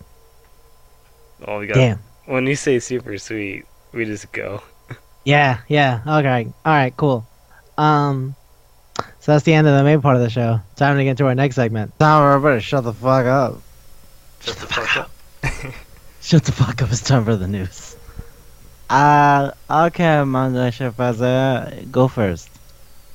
The PS5 has. Oh, released- sweet. I wanted to talk about this too, actually. Yeah. really? Yeah, no, I'm excited. Okay. So you saw the details from the CIE thing, right? I mean SIE thing, right? Yeah. Yeah. Specs All right. are crazy. Oh my fucking god! It's an AMD chip that has a unit built in it for 3D audio. What the hell? So the audio is gonna be amazing, but everyone's Which is- talking about the speed, the loading speed. Yeah. They Well- tested like Spider-Man. It's an SSD, man. Yeah. Fuck HDDs. We're in the future now. Next gen. Suck my dick. The most next gen it could possibly be. Oh, I'm so excited because it's supposed to have backwards too. hmm So And you could run all the PS4 games, PS3, yeah, that's so crazy. and the loading times are much better. It's been a long time since we've been able to like have true backwards compatibility. Like the entire PS4 cycle had none of that. It was always just stuff you could download off the store, you know? which isn't Yeah. necessarily bad, but I've always had this fear when it comes to downloadable games. I think maybe it's just me. I don't know. I feel like maybe other people feel it too, but that like because downloadable games are like licenses owned loaned out to the company, right? That eventually that license will expire. So Hmm. you lost that license. And when they lose the license, they can't afford to give you the downloadable game anymore because that'd be a breach of a contract, which means you paid $20 for a game you might not have in a long enough time, you know? Yeah. It sucks. So that's why I've always been a big fan of physicals. Or they might like patch something out. Yeah. That's why I'm like a big fan of physicals because you can't steal this CD from me. They're not gonna break into my house and go, "Give us that copy of Infamous 2." Like they're not gonna do that. But if I have a downloadable code for Infamous 2, guess what? That shit's probably gone. So yeah, and I like that the PS5 is bringing back the opportunity to use physical discs and make them backwards compatible in that sense. Because when the 4 gave up and the fucking, I remember that the original version of the 1, it didn't do it either. And I was like, oh, I think maybe they're just moving on without it because it's not as much of a demand. It raises the cost of production, and there's a lot of factors that go into deciding not to do that anymore. Hmm. And I get it, and I figured, I guess it's gone now. That sucks. I always wanted it, but that's why I ripped a bunch of my stuff to ISOs and stuff like that. But to see that the Sony's decided to take it back is like, oh wow. So we're gonna be able to do that again. Oh shit, that's really good. You know, it really extends the lifeline of PS3 and PS4 games by having the next console being able to work with all of them. The way that the early incarnation of the PS3 with backwards compatibility for PS1 and PS2 extended the lifeline of those games, even if there are certain differences like image smoothing and upscaling and shit like that. But you can still play it.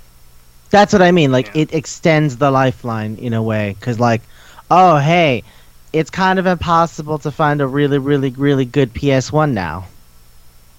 Yeah. The same way that like the GameCube controllers are just disappearing because they don't make them anymore. And after you use a bunch of them all the time, they go to shit.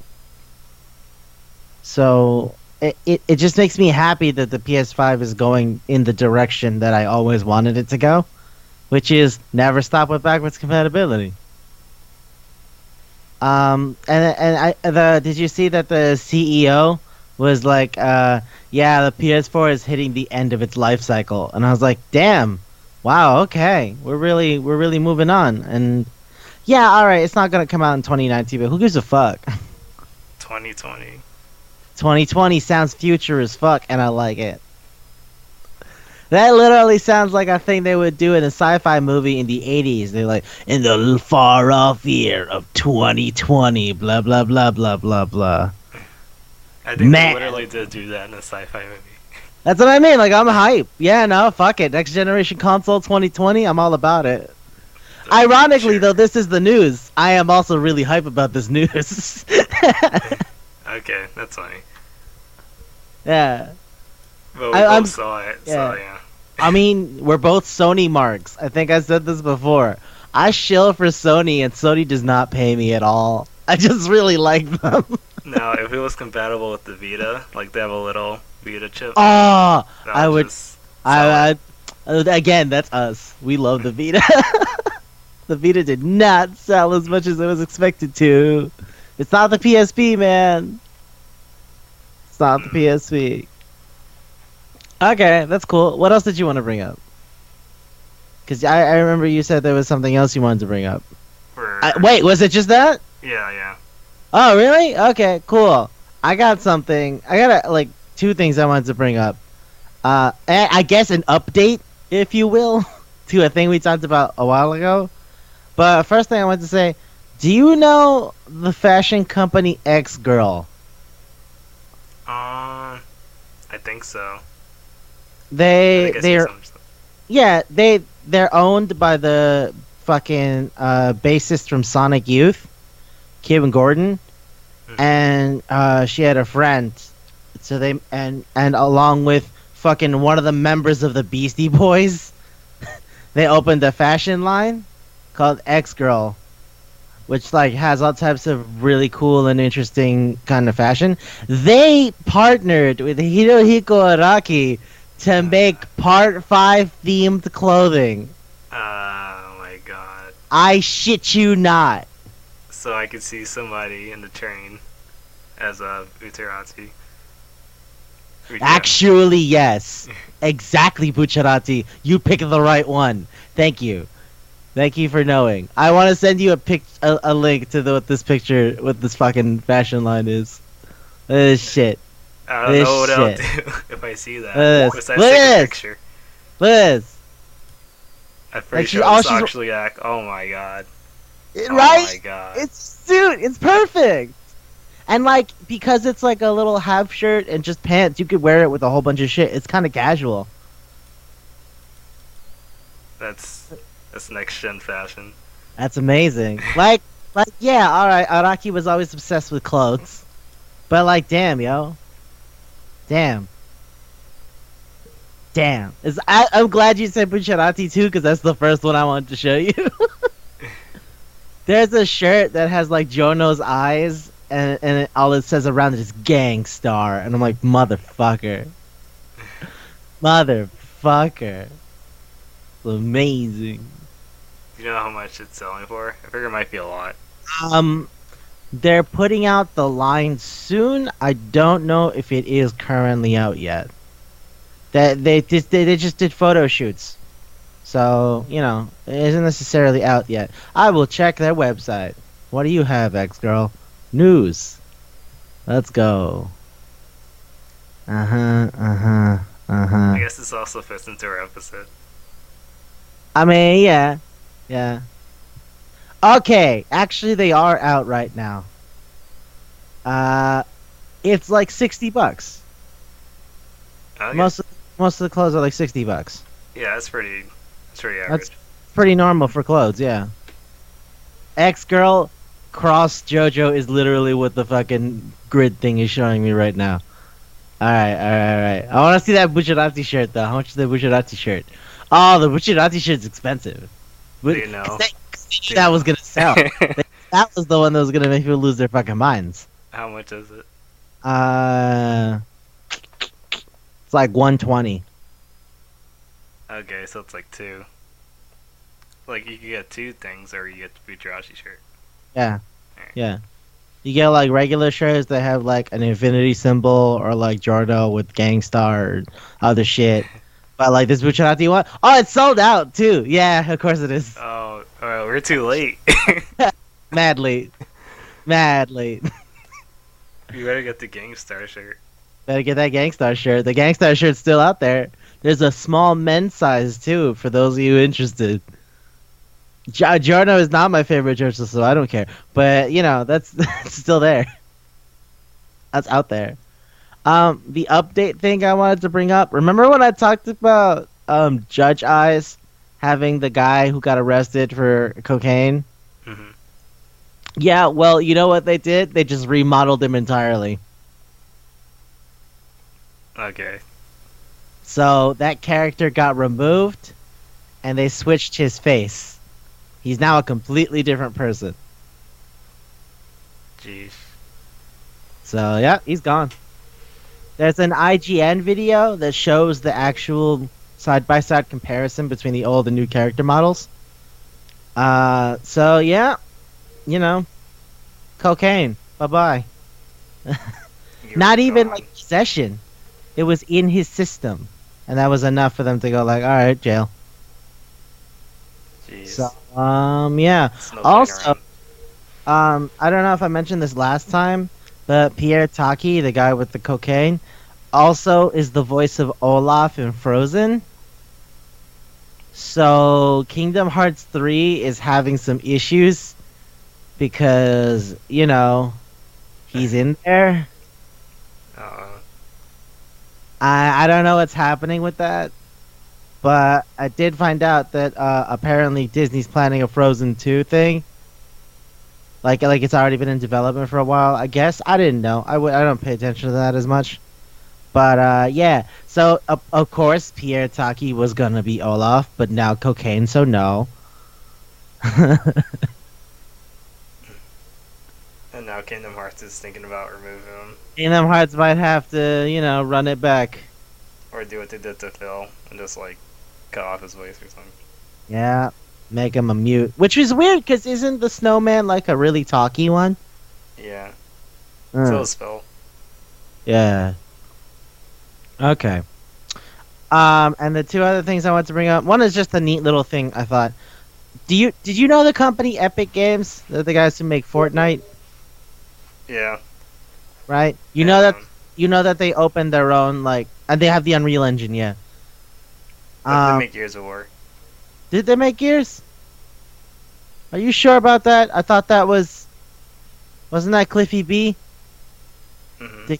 Because isn't the guy who runs Epic fucking Tim Sweeney? Mm, Are you sure that's the same thing? I'm not sure. It's been Yeah, a while. it's live research. Cliffy B. What do you Cliff Blazinski? But he said, "Call me Cliffy B." Um, Gears of War Yeah. developed by People Can Fly, Splash Damage Coalition, and Epic. So a few people distributed it. But I only remember Cliffy B. I never really remembered the guy who owned the company. But yeah, I guess you're right. So did you see that they opened the fucking store, like to say, oh, we're Steam too. Really? Oh yeah, they've been doing it for a few weeks now. I never brought it up on the show, but I also figured I don't know if you listen to other podcasts because sometimes they bring it up. But yeah, so they obviously have Fortnite, they have the Division, they have a bunch of. I'm not on there. I don't really care enough. I don't know. I don't know why they feel they can compete with Steam, but because most people just kind of have Steam already and have for years. But it's like Origin, like THQ, like insists, no, fuck you. We have our own, like EA. Yeah, they make it exclusive. Yeah. So they do sort of the same. They're doing the same thing with Borderlands 3, I think. But It's only in Origin. no, it's on the On Epic Steam. Game Store. Oh, okay. That's why I'm like, I know this is weird, but I'm gonna bring this up in case anybody does have it or use it, because I find that a lot of people use it for Fortnite, if at all. But they have Transistor for free, and Transistor's a really fucking game. Yeah, It's it by is. Super Giant. Yeah, you played it. By the way, they put out an early access for their latest game, Hades. It's really fucking good. Like, no lie, it's really fucking good. Like, Transistor was What's it good. about? Hades is, I mean, literally what How I. does it feel like? Um, it's sort of Metroidvania, but it also kind of really feels snappy, and I like that. It's responsive. But it feels like it saw Dead Cells and was like, nah, I could do better. Oh, so it's a roguelike. Sorta. It's well, like I said, it's Metroidvania in the sense that you can like go around and shit. But yeah, it's I felt it. I played around with it for a while. It's really fucking cool. I haven't sat down and like really bowled in. I only had like 4 hours in it, but it felt really good and I liked it. But yeah, I just thought it was weird that like Transistor is totally free on the Epic Game Store in case anybody has it. I guess they gotta bring some people in. Yeah. Right. That's good. And the last thing I actually want to talk about before we get to our hype thing is Takimeki Memorial continues. Eat Really? my dick. Yes. Yes. It continues. Takimeki Memorial Girls Side 4. 2019 Habataki Watcher Zolkango was an event And they revealed, hey, guess what? We're not stopping. We're not stopping. No platform, which is bullshit. Like, let me know what I need, but alright, whatever. They're It's a just V, and saying, it can run on pretty much anything. Like, yeah. unless it's like a fucking. It's a Soviet laptop from the 80s. But, like, alright, whatever. You could probably get the text version Yeah. and still play on the Yeah. Soviet laptop. Yeah. I don't know. It seems dope as shit. Um, Yuki Kaji's gonna be in it. I like Yuki Kaji. Yuki Kaji was one of the played the really really young guy on Kuroshitsuji, Finny, but he's also been like a lot of bigger things. I know he sang in a lot of the opening themes for that fucking show, Shingeki no Kyoji, and he's one of the characters on Excel World, and he does a bunch of shit. But he's gonna be one of the guys. Takuya Sato's gonna be the sporty guy. Sonosuke Hattori is gonna be what looks like a very friendly older brother type. For those of you unaware of how Godge and stuff like that works, basically a bunch of cute girls go, and then Otome Game is the same thing, except a bunch of cute guys. So Tokimeki Memorial is like one of the oldest Godge to have ever existed, and Tokimeki Memorial Girls Side is exactly what it sounds like. You also have to really know the people you're dating. I mean, that's the nature of dating, isn't it? Jun Fukuyama's gonna be in it, and that made me go, "Well, ho ho, oh boy, I'm interested." I love that motherfucker. And there's the one of the guys from Bean on Coco, or at least the guy who worked on Bean on Coco is gonna be there. His name is Yohei Azakami. He has not done a crap ton of stuff, or at least not stuff that's like really crazy. He's done Nanatsu no Taisai, like a character that mattered later, I guess, based on the description I read from it. And he's gonna be on Kengan Asura, the weird 3D CGI thing that they're gonna do for it, which makes me sad because I love Kengan Asura. But alright, fine, I don't get to choose. No, it's not. I'm not the producer. Fuck you. Um, but yeah. So he was on Being on Coco. He's gonna be on Kengan Asura. He was on the Natsu no Taisai, and he plays this character. I'm gonna send you the picture of the character because I feel like this is my guy. I like this guy already. I just looking at him, I'm like, this guy's probably cool. Yeah, sure, I don't necessarily have a thing for him because but he looks cool and I like him already. Oh wow. Right? It Look at looks this like guy. a punk or something. Yeah, he looks awesome. I dig him. Alright. So yeah, that's kind of it for the news things I guess I wanted to talk about. I'm amazed we had more than nothing to talk about for once. Usually you're confused as to what to do, and I come up with a thing that came out. But I did it. yeah, you did it. You did it. Yeah. Alright, so now I want you to know something. Oh shit, get hype. Oh shit. Oh shit. So what are you excited about? Idea Factory selling everything on Steam. It's a sale? Yeah. How much of a sale? What is on sale? Is it literally their entire library? All the Nep Nep games. All the Nep Neps. Time to never stop getting it on Nep Nep. If you don't have it, get it now.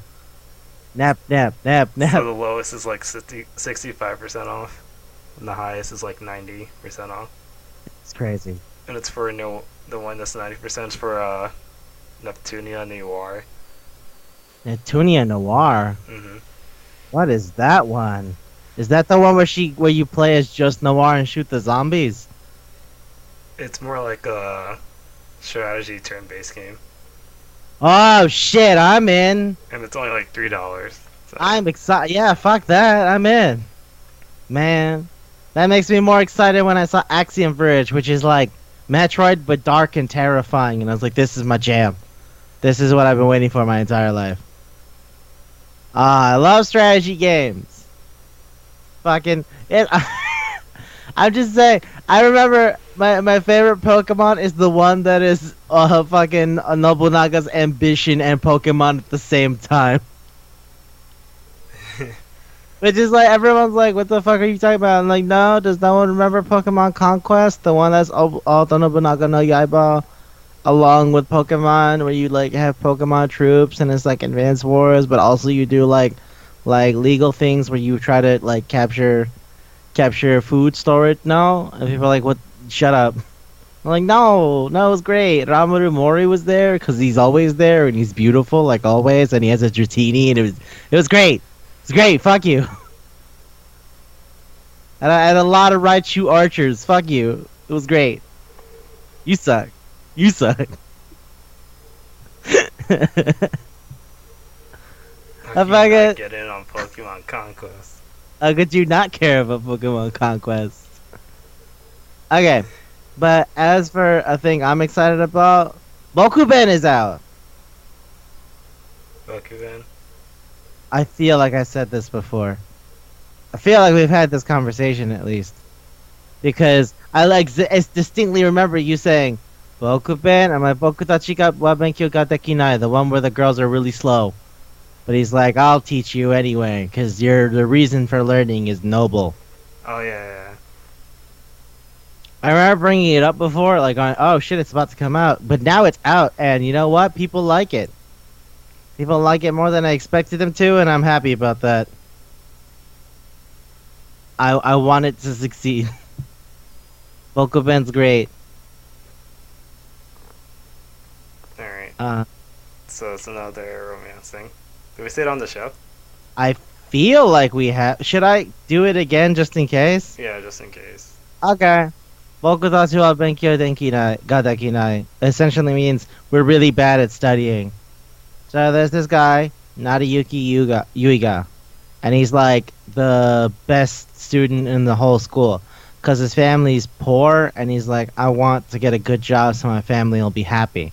And then he gets pulled into an office and like, hey, we know you want to go to a really fancy college and you want to get a full scholarship. We will give you the best recommendation imaginable if you do us a favor. And it's like, what? There's these two girls, Rizu Ogata and Fumino Furuhashi, right? So Rizu Ogata is like the smartest mathematician ever, and Fumino Furuhashi is the greatest writer ever, alright? Here's the thing though. They want to go to opposite schools. It's like, what? Ogata is fucking garbage at writing, and she wants to go to a literary school and enter a Japanese program. And Furuhashi can't multiply 3 and 5, and she wants to go into a scientific field. Convince them not to. And he's like, I'll go. And then he goes and he talks to them, and then he finds out that there's like real reasons that they want to go. Like, Rizu or Ogata's thing is like, I find it difficult to express myself and communicate with people, and I feel that if I learn how to write in a more evocative way and learn more about the way in which people can express themselves with words, I can connect with people more and I can make friends. And he's like, fuck. Like, what? He's gonna step on a dream and go, no, shut up, nerd, do math? Like, nah, that's fucked up. And Furuhashi's is even crazier, because Furuhashi's thing is her mother was a scientist, like an astronomer, and she died when Furuhashi was a little kid. And whenever she thinks about math, she thinks about it as the only way she can really reconnect with the mother that she never got to know. And her dad's always been really depressed, and he doesn't want her to do math because he also associates it with the wife he lost. But she wants to do it so that she can connect with her memory of her mom. And again, like, what are you supposed to say? No? No, you can't do that unless you're a goddamn monster who only cares about yourself. So he goes, alright, against my better judgment, because, you know, I want to go to fancy college, but the shit you guys are laying down is too heavy for me to ignore. Fuck it. You know what? Yeah, fuck it. I will help you guys study super hard. so that you can get into those schools. Fuck the principal. Fuck the principal. And then that becomes the rest of the manga. Of course, he has other people too. Like he meets an older girl at a cram school. Their teacher is really into him, and also his childhood friend who's like a sports girl. And yeah, so shit happens. But it's a harem thing. Yeah. Yeah, it's a harem thing, and it's romance. Yeah, it's a jinx. Was it? I don't It's a know. harem I feel thing. like there's a delay between me hearing it and you saying it. So I don't know if we actually said it at the same time.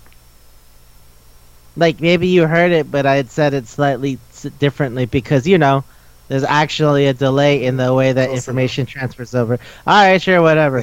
My point is, Bokuben is out.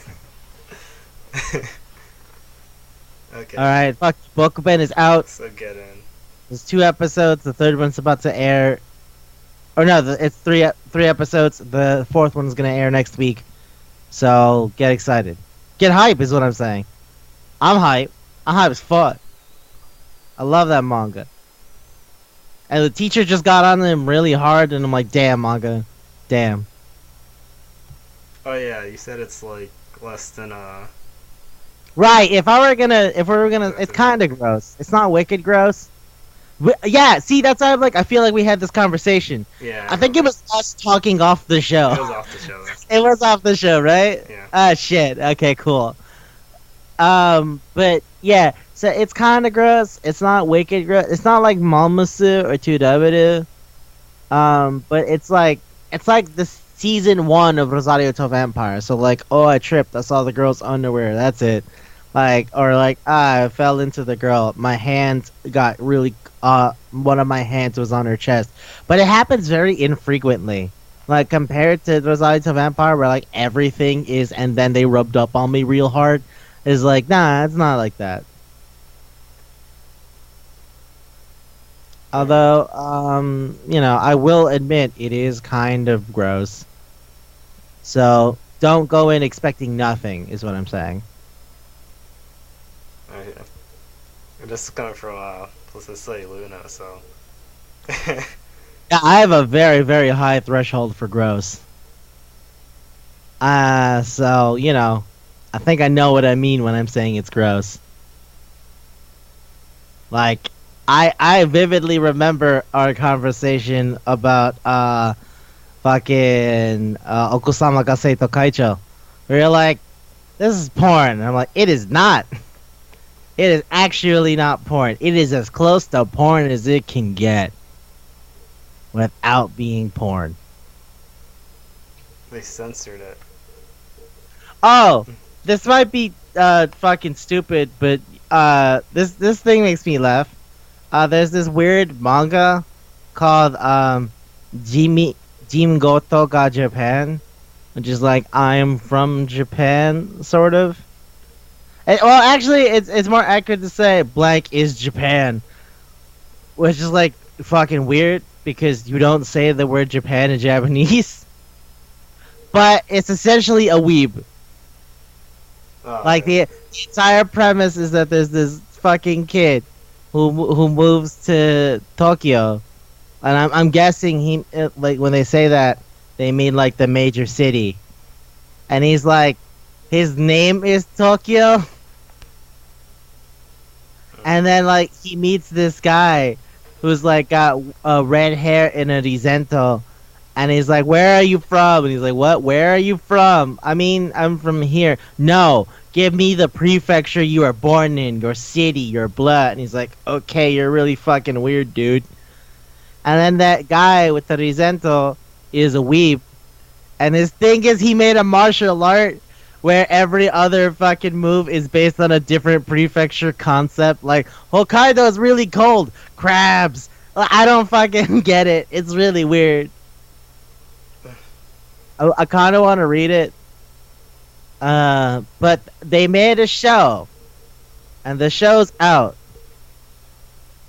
It does not seem like it's going over, because it's not in a great slot, and it's also one of the short ones. I think it's like 10 minutes, so no promises, but I kind of want to see it. to see what's up. Nande Koko ni Sensei Ga's out, and that shit's gross, and it's as gross as it was gonna be. Japan never So stops. never stop, never stop, and I love you for not stopping. If you stopped, I'd be mad. If you stopped, I feel like you were lying to me, because that's not who you are. That's not who you are.